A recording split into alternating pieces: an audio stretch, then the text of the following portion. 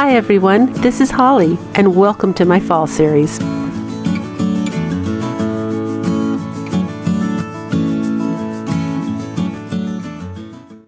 And if you haven't yet subscribed to my channel, I'd love it if you click that button. DIY number 1. Today we're using a Dollar Tree cutting board. Now I started off by painting mine so that I would have brush stroke marks to help create a faux wood grain. But I used acrylic paint, you guys, which wasn't smart. And you know, it's my homemade chalk paint, and if you want to know how to make that, that's in my description box, as well as a little icon at the end of this video. But there's my beloved water acrylic stain there that is also in my description box. As you can see, I'm applying it on the paint, but as it's going, well, unfortunately, I'm very unhappy because look what happens, you guys. Yep, it starts taking off the acrylic paint. So if you're going to do paint for brush strokes, which is a good idea, you're going to need to use a primer or a multi-surface paint that sticks, or seal it with Mod Podge first and let it dry really well before you start putting the stain on. Or you could just do Mod Podge, actually. That would give you brush strokes as well. So I turn it over and I think, no big deal, I'll just do the back side. But these little cutting boards from the Dollar Tree are designed to have a non-slippery surface so your food doesn't slip off while you're cutting it. And it really interfered with the slippery, slidey, normally wonderful gliding of this water acrylic stain. Now it worked and I was happy with the results, but I used more than I should have. So I suggest that first of all you seal it with a Mod Podge and create a shiny slick surface so that you don't have to use as much stain. And today we're using this homemade printout that I actually created myself, you guys. I mean, everything. I am really proud of that. That was like my first full graphics, and you can get that as a free printable. The link is below in my description box. You just click on it, will take you to that exact same image, and you can print it up and do exactly what I'm doing. But I'm putting some watered down Mod Podge on the cutting board first, and I'm just going to go ahead and Mod Podge this image down onto my cutting board.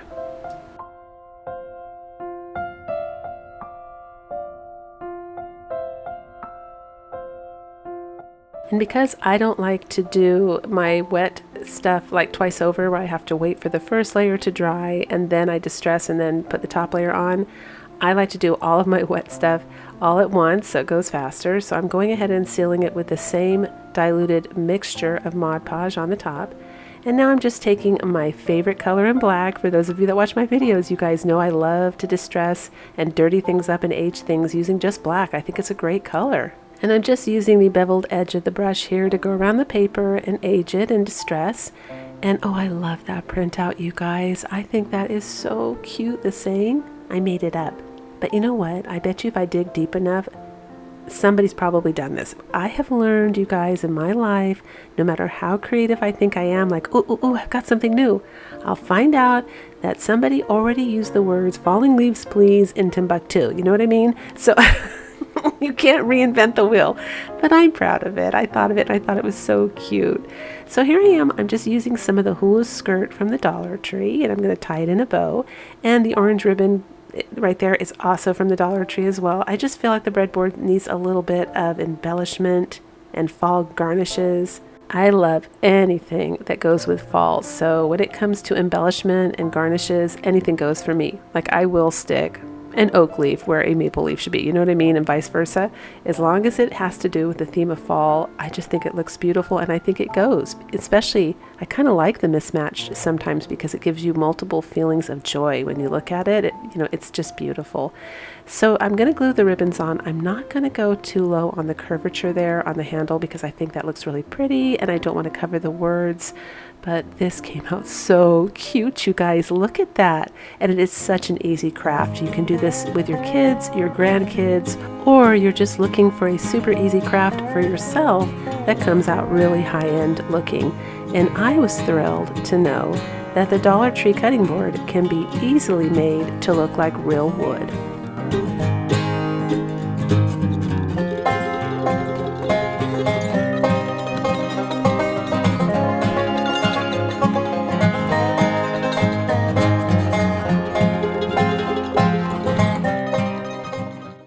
DIY number 2. You're just going to need a Dollar Tree pumpkin for this craft. I'm using that big orange one that I tore the leaf off of, and I stuck it on my acorn that was in my very first fall video in this fall series. And now I'm just adding some of my homemade chalk paint. I'm doing 1 coat. That stuff covers really, really well, so you just need 1 coat. And I'm taking a roller and I'm going to draw in some shiplap lines.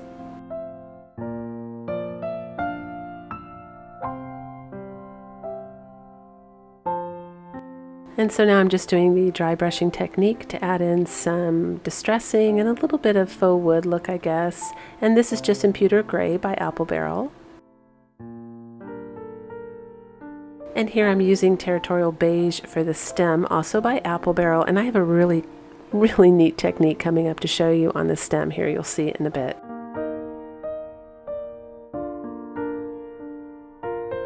I'm going to start adding my shiplap lines after I dry brush. It's never dark enough, you guys. I always have to go back and do that again. But here's a little nice trick that I have shared in previous videos, but if you're new, I'm going to share it again. When you can't get something to stick, in this case I wanted to pull really hard and tug and wrap this sisal rope around the stem, and the resistance kept ripping it off. Hot glue was not enough. Masking tape works great. I don't know what it is about masking tape. I think it's because it's paper, but when you put it directly on super hot glue, the tape starts to melt into whatever it is that you're gluing. Anyway, I don't know what happens there, but it never ever comes off once that happens. At least I've never had it come off. So any kind of tape like that that sticks really, really well is perfect for that. But here, you guys, I have a great idea. I'm going to take my burlap. I got it from Walmart. I think it was like $2 a yard. And I'm going for the gunny sack look. I just think that would be so, so cute.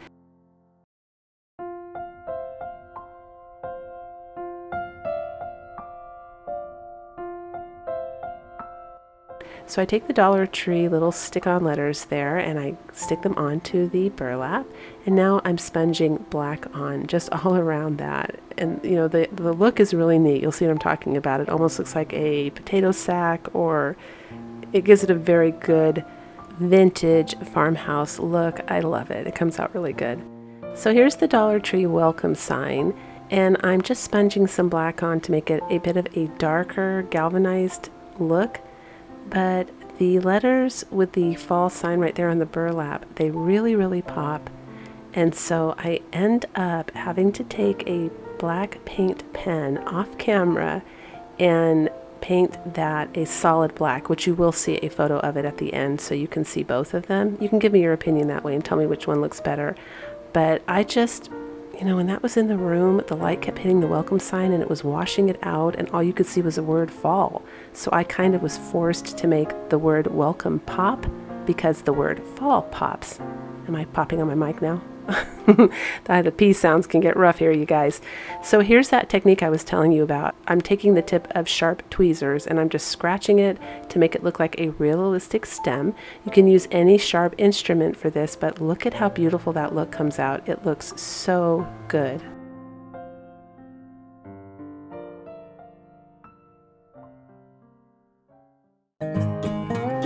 And there it is, you guys. Totally cute, vintage, rustic farmhouse little pumpkin. I love this.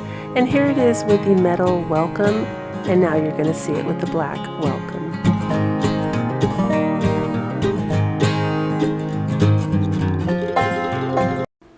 DIY number 3. I've got another little farmhouse cutie for you for your tiered tray like I promised. We're going to be making 2 cute little pumpkins for your tiered tray. The first ones are going to be using the towering wooden blocks from the Dollar Tree, and you could see the formation there that I had laid out. You're going to need 3 glued together, then 2 sets of 2 glued together, and then just the single ones. And I'm using a combination of wood glue and hot glue.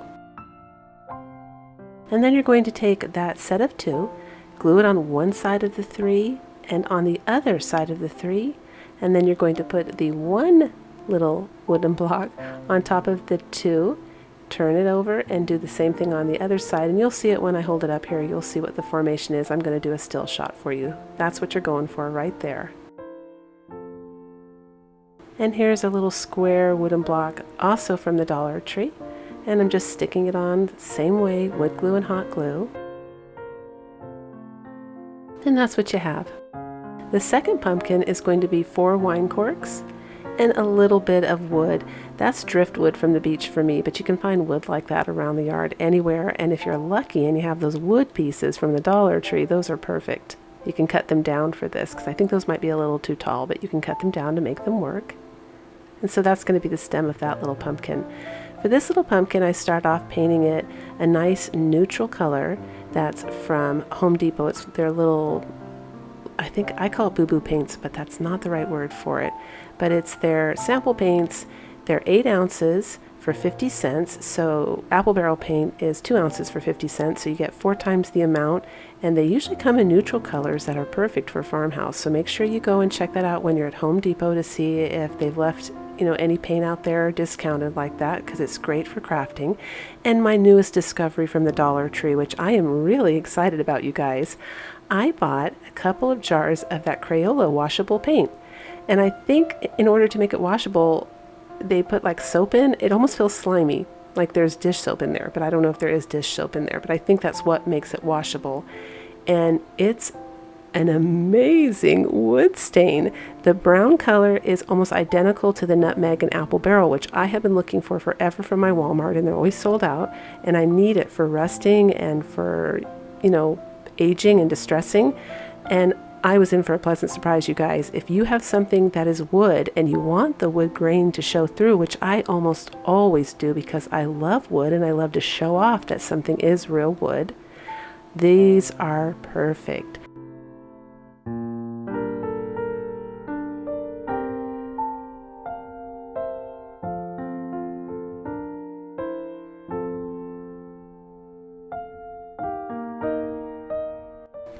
And I'm just using a little bit of burnt umber for my stem. And now I'm taking the color khaki from Apple Barrel, and all my paints are from Apple Barrel unless otherwise stated. That just makes it simple, and they're the cheapest ones to buy when you're in Walmart.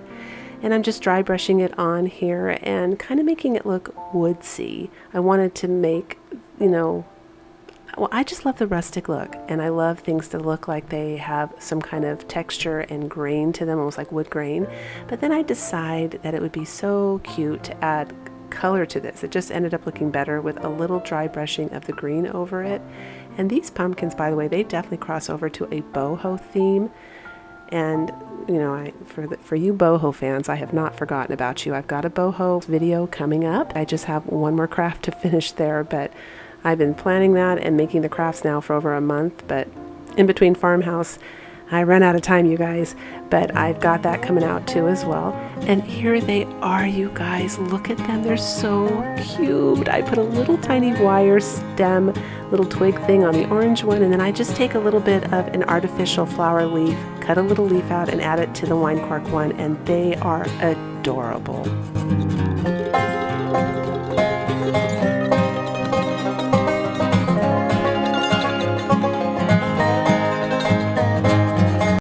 DIY number 4. Using my Home Depot shims. They are a lot of fun for $4.98, I'll tell you, because as I showed you in the previous videos, for fall here at the top is, it kind of goes down at an angle and narrows out, but you can cut it with regular scissors. You can break them and get that broken edge really easy if you're doing like nautical decor, even farmhouse decor. They're just a lot of fun to work with. And they're easier than cutting painter sticks, obviously, and I think they're a little bit cheaper. So for this one, you're just going to glue all 4 of them together, and then I'm reinforcing them on the back with a craft stick. I just cut off the tip, the rounded edge there so it wouldn't show, and I'm adding a little bit of hot glue on either side of the craft sticks to reinforce it. Now on this, you're going to leave the narrow part of the shims at the top. We're making a little scarecrow, a little farmhouse scarecrow here. I was inspired from a picture I saw from Kirkland's, and I just thought it was so cute. And the neat thing about these scarecrows is you can make them in any size. I'm using the shims here, but you could easily take, any kind of wood and make them 4 feet high if you want, and put them at your front door, lean them against a wall. You'll make them the exact same way I'm making it. So as you can see, I cut his shim down, glued it on crooked, that's the hat, and I just stained it. And that was the acrylic water stain, also down below in my description box, the one that I use. I love the acrylic water stain. You can also use just watered down brown paint for that too. It doesn't have to be the stain, it's just that's what I had near me and I wanted to use it up. I didn't want to pour it back in the bottle. It was from the breadboard that I made earlier. And I'm just hand drawing on a little face. I'm looking at my phone here to kind of copy the one that I see from Kirkland's, but I just thought his face, out of all the scarecrows that I saw that day online, I just thought his face was the cutest. And I'm taking the painter's pen, also down below my description box. You guys, I do try to put all of my crafting supplies down in the description box because I always think, oh, they're probably going to ask. If you don't know how to find the description box on a computer, a PC, below the video you're going to see show more. You click that, a drop down menu happens. That is the description box for those of you that are fans of blogs and suddenly find you here on YouTube watching my video. And for those of you who have a cell phone or a tablet like an iPad, there's going to be a little gray arrow in the upper right hand corner below the video. You tap on that and it will drop down that description box as well. And really helpful information in there, you guys. And most crafters put the supplies they're using, even the video equipment that they're filming with, down there. So it really helps to look down there when you have questions and you need more information, and every video has that description box. Here I am gluing the hula skirt on for hair, and of course you see the mistake I made. I had to tear up the rim of that hat there because the hair goes underneath it. So don't forget that if you make this cute little guy, wait to put the hat on. And I'm putting a little bit more of the hula skirt at the top. Super cute. You're going to see it in a minute there. I'm kind of out of camera view. And of course the sunflower. What would a scarecrow be without the sunflower? Gotta have the sunflower. And the cute little pink cheeks. And here I am on Instagram and Pinterest, you guys. Don't forget to follow me over there. On Pinterest, I have something really neat going. I've got a separate board for my subscribers' crafts. When you are inspired by something that I make, I post it over there so the world can be inspired by your crafts as well. And it doesn't even have to be exactly what I made. You can make something else, but if I've inspired you to craft, I love to see it. And thank you to everyone who's been sharing. We have a great board going. And here he is, you guys. Super cute, rustic farmhouse scarecrow. Easy to make. Another craft you can do with kids, or if you just want a craft like me for this year's theme. He's going to be out with my pumpkins on the porch and leaning up against them with a bunch of other farmhouse things, and he's going to go beautifully. And I did use a bit of the raffia to tie the bow as well. He is so cute.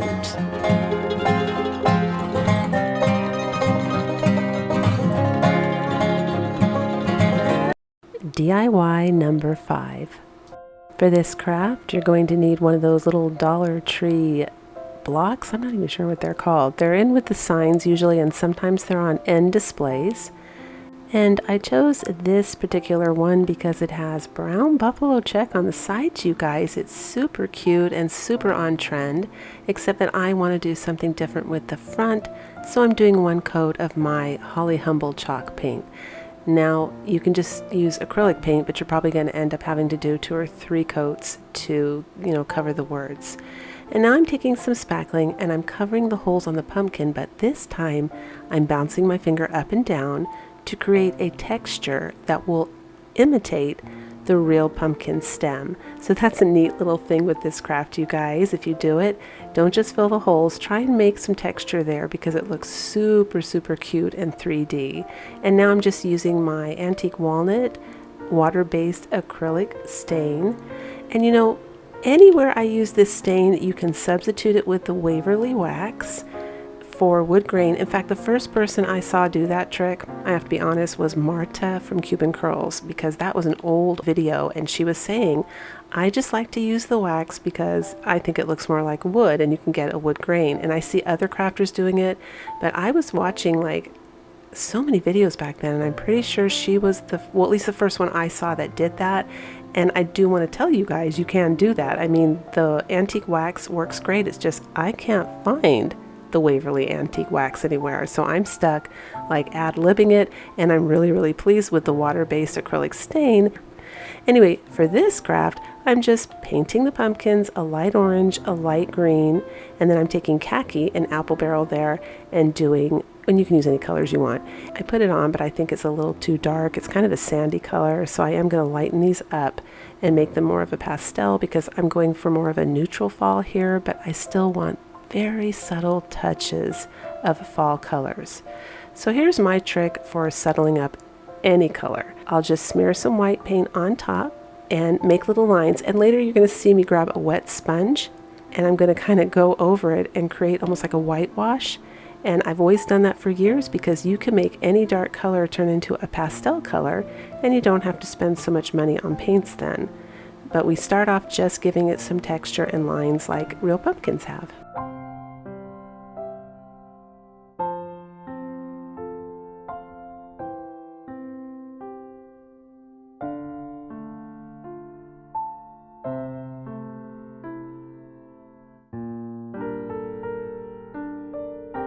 So first I'm using a dark brown color in my Prismacolor colored pencils just to draw the lines because I can erase them if I don't like them. I didn't want to commit with paint right away, just in case I didn't care for the way it looked. And I thought about leaving just the pencil, but I didn't like that. I just was wanting more of a subtle blended look. So I'm going for the paint, you guys. And as you can see, I paint and then I rub it down with the wet sponge. And then we're left with this really beautiful blended and muted 3D dimension on these pumpkins, which I absolutely love how they came out. And now I'm taking the acrylic stain and I'm just edging them with the sponge to give them a little bit more of a pop. And using the same sponge and the same stain and the same blending techniques, I'm going to go ahead and design and create the base that these pumpkins are going to be sitting on.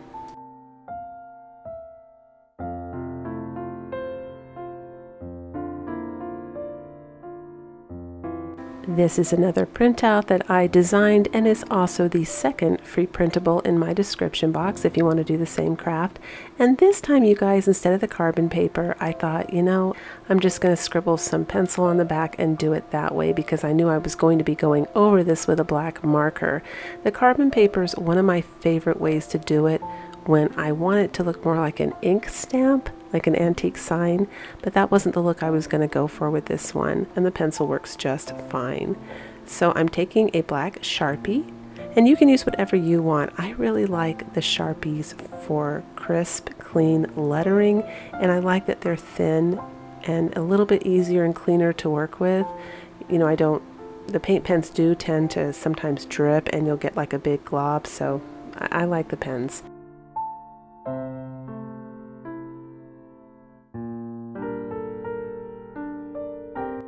And I'm taking those little Dollar Tree blocks and I'm just gluing them on the back because that's what's going to hold these guys up on top of their stand.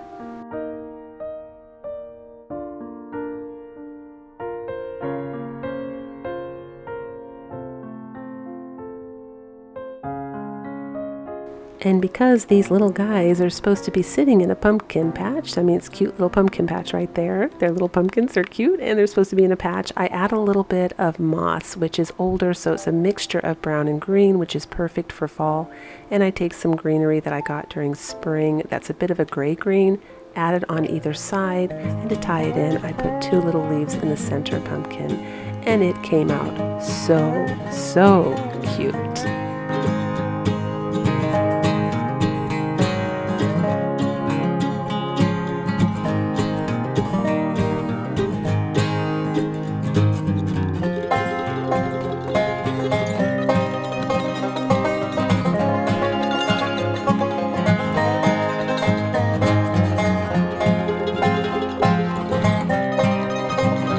If you enjoyed the video today, don't forget to give me a big thumbs up. It really does help YouTube notice my channel.